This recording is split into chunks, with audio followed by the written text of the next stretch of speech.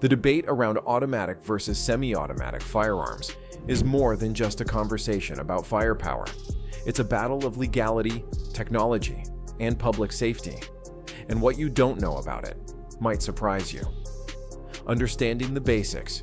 To start, we need to understand the core difference between these two types of firearms. A semi-automatic firearm fires one bullet for every pull of the trigger. After each shot, it automatically ejects the spent casing and loads the next round, ready for the shooter to fire again with the next pull. This mechanism offers speed and efficiency without turning into fully automatic chaos. They're widely used for everything from hunting and home defense to competitive shooting and law enforcement. Now contrast that with an automatic firearm, also called a machine gun. With one squeeze of the trigger, the gun keeps firing continuously until the shooter releases it or runs out of ammo. Automatic weapons are primarily designed for military use, where rapid fire can suppress enemy positions or defend areas under attack. So while semi-automatics give control with each trigger pull, automatics bring overwhelming firepower, but also far more risk. A brief history of regulation. Now let's talk law, because this difference is more than mechanical. It's legal, and it has decades of complex history behind it. It all began in the 1930s, during the age of gangsters like Al Capone and machine gun shootouts in Chicago. In response, Congress passed the National Firearms Act of 1934, making machine guns and similar weapons heavily regulated.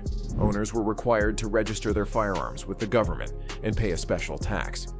Then came the Gun Control Act of 1968, passed after the assassinations of JFK, Martin Luther King Jr., and Robert Kennedy. This law tightened rules around the sale and transfer of firearms and included stricter oversight on imported guns. But the biggest change came in 1986 with the Firearm Owners Protection Act. It banned the civilian ownership of any newly manufactured machine gun. That's right. If you want to legally own a fully automatic firearm in the US today, it must have been made and registered before May 19, 1986. And they aren't cheap. A legal, transferable automatic weapon today can cost anywhere from $15,000 to $50,000 due to their scarcity. So technically, automatic firearms are legal, but only under rare, highly regulated conditions. Semi-automatic, the standard civilian option. Semi-automatics, on the other hand, are commonly available across the US. They come in the form of handguns, rifles, and even shotguns. These guns are widely used for personal protection, hunting, sport shooting, and more. Popular models like the Glock 19 or AR-15 are semi-automatic. They are relatively easy to use, easy to maintain, and legal to own in most states, with some restrictions on magazine size or cosmetic features in states like California, New York, and New Jersey. The controversy surrounding semi-automatics, particularly rifles like the AR-15, often arises from their high-capacity magazines and rapid-fire capability, even if one bullet per trigger pull. Mass shootings have frequently involved such weapons, reigniting the debate on what types of firearms civilians should be allowed to own. Illegal modifications and conversion devices. Here's where things get dangerous and illegal. While civilians can't legally own newly made automatic weapons, some have found ways around the rules using conversion devices. One of the most notorious examples is the Glock switch, a tiny piece of metal that attaches to a Glock pistol and turns it into a fully automatic weapon. These devices are illegal under federal law, yet they're increasingly being found on the streets, often imported illegally from overseas. In 2023, the ATF reported a dramatic spike in confiscated machine gun conversion devices, especially among criminals and gangs. Another concerning trend?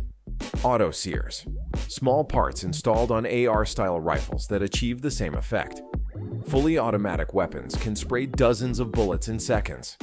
In the hands of criminals, this has led to devastating consequences. Police departments across the US have raised alarms about the rise of these illegal automatic conversions. There's also an important difference in who these guns are made for. Automatic weapons are intended for military and law enforcement use. In combat, suppressing fire or covering maneuvers requires rapid fire. But in civilian life, that kind of firepower is excessive and, frankly, dangerous without advanced training and strict oversight. Semi-automatic firearms offer a balance, allowing for quick follow-up shots, but maintaining more control, which is crucial in home defense or sport shooting situations.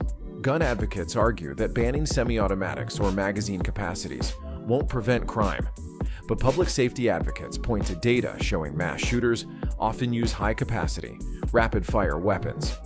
It's a debate that's likely to continue for years. What other countries are doing? Let's zoom out for a global perspective. In Canada, fully automatic firearms are prohibited for civilian use, and semi-automatics are tightly regulated with licensing and background checks. In the UK, all automatic and most semi-automatic firearms are banned, with exceptions for certain sporting rifles. Australia banned most semi-automatics after the 1996 Port Arthur massacre, launching a massive buyback program that removed over 600,000 guns from circulation. And yet, in the US, the gun culture is deeply entrenched.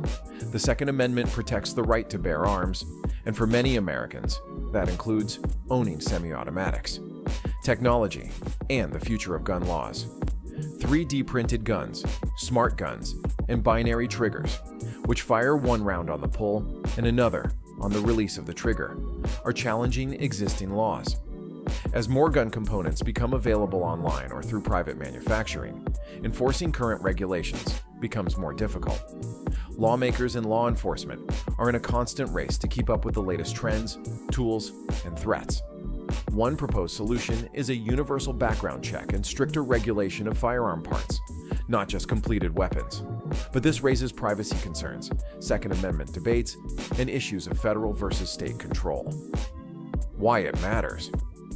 The line between automatic and semi-automatic may seem clear on paper, but in practice, it's getting blurrier.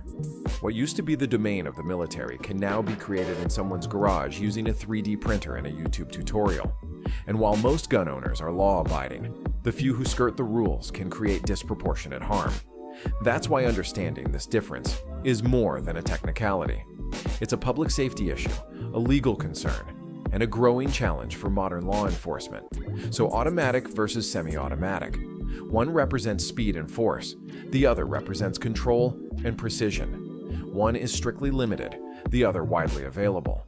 But in both cases, how they're used and how they're regulated matters more than ever. If you found this video informative, make sure to hit that like button, subscribe, and turn on the notification bell so you don't miss our next deep dive into firearms, law, and public safety. Let's keep the conversation going in the comments.